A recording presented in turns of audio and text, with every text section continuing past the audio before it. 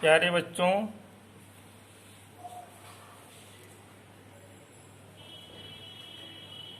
आज मैं शिक्षा शास्त्र कक्षा 11 के अंतर्गत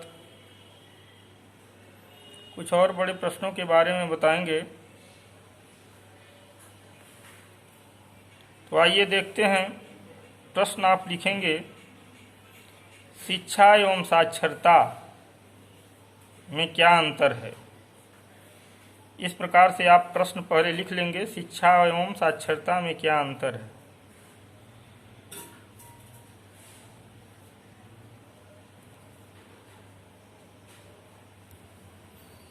इसका उत्तर देखिए, आप लिखेंगे शिक्षा एवं साक्षरता की हेडिंग डालेंगे और लिखेंगे,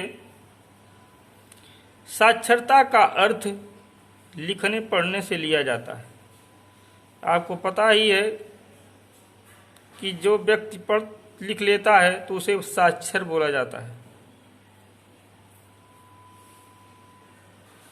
महात्मा गांधी ने साक्षरता को शिक्षा नहीं माना है। उनका कथन है कि साक्षरता न तो शिक्षा का अंत है और न ही शिक्षा का प्रारंभ। वह केवल एक साधन है जिसके द्वारा पुरुष और स्त्री को शिक्षित किया जा सकता है। ये गांधी जी का कथन है। अर्थात शिक्षा के लिए साक्षरता आवश्यक है, यानी आप साक्षर होंगे तभी शिक्षा ग्रहण कर सकते हैं। भाषा के दो पक्ष होते हैं, एक उच्चरित एवं लिखित।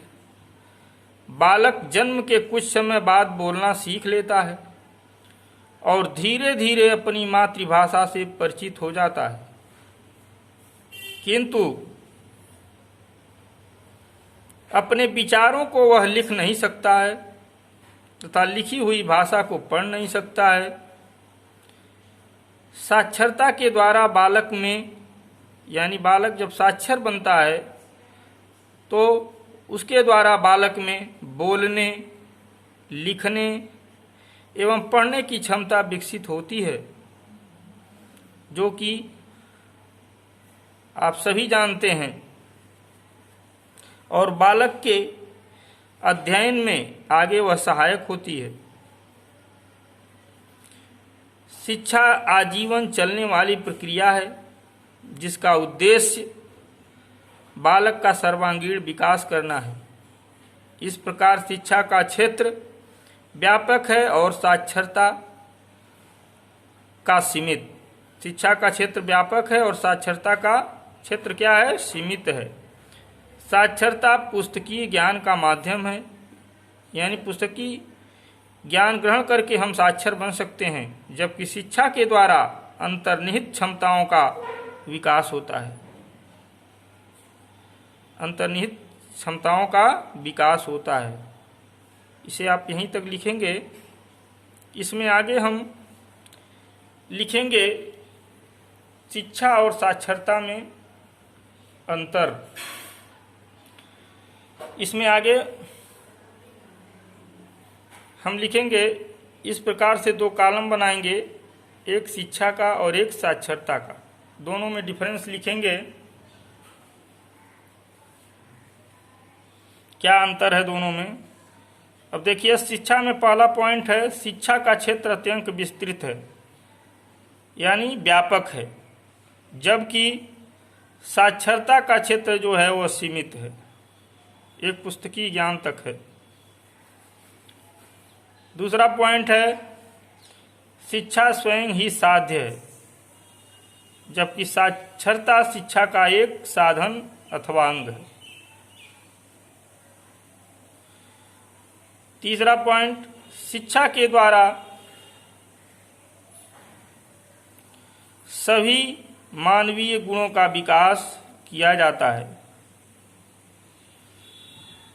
जबकि साक्षरता केवल जीविकोपार्जन में सहायक एक गुण है।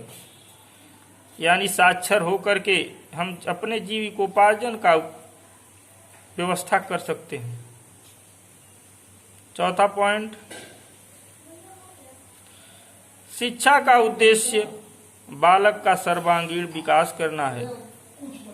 यानी शिक्षा जो है बालक के सर्वांगीण यानी सभी प्रकार के विकासों में सहायक है, जबकि साक्षरता का उद्देश्य व्यक्ति को केवल सूचनात्मक जानकारी प्राप्त करने योग्य बनाना है। पांचवा पॉइंट, शिक्षा जड़ तथा चेतन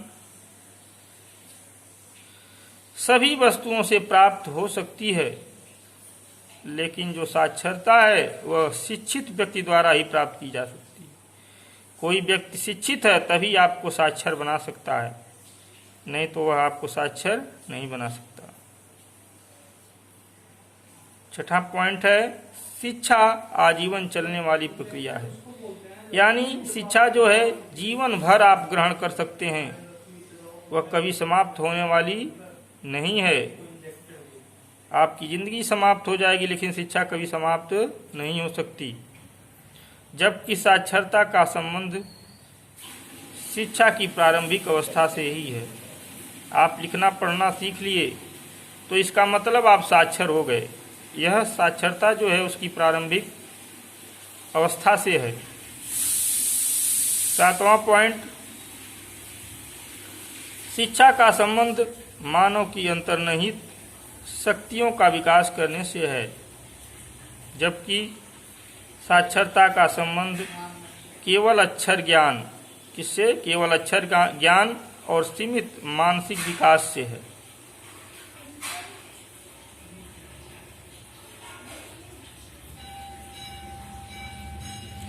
आठवां पॉइंट है, शिक्षा साक्षरता के अभाव में भी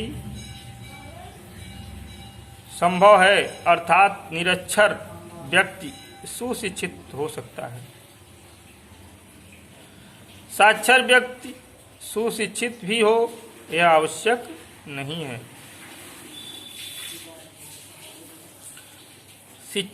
शिक्षा जो है घर, समुदाय, विद्यालय आदि अनेक माध्यमों से प्राप्त होती है, जबकि साक्षरता के लिए संस्था विशेष या शिक्षित व्यक्ति का होना बहुत ही आवश्यक है, तभी आपको साक्षर बनाया जा सकता है।